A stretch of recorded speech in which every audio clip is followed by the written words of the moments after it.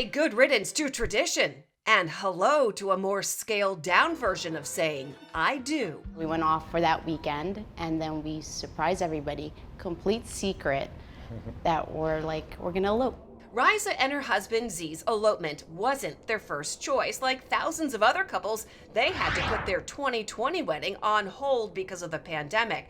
And their wedding, well, let's just say it was going to be big, like really big. Everything was gonna be custom made, and it was gonna be outside the country. We were gonna do everything custom, designs, everything, shoes, the whole works. The budget for the works, $100,000. But as time went on, they started thinking, who is that big wedding really for anyway? And it was the relationship became about us and not about the wedding. It became about our marriage and not about a big wedding. And for as long as we can remember, eloping was considered scandalous. Two people shamefully sneaking off, getting married in secret. But not these days. In fact, the pandemic has really started a whole new industry catering to couples who want to tie the knot without tying up their finances.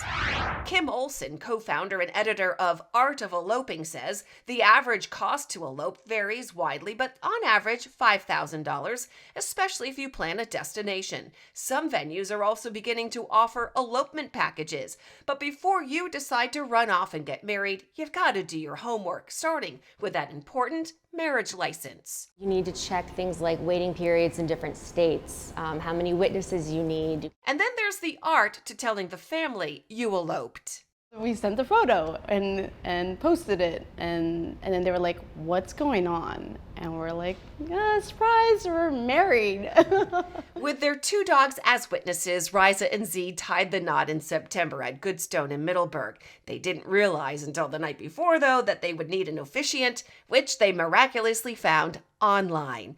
They admit eloping isn't for everyone, but for them, it just worked. So we said, why wait? We can just elope. We can make it official. We can have that intimate moment and just move on with our lives. And move on with their lives. They did. 8 months ago, they welcomed a baby girl. I'm Susan Hogan, News 4.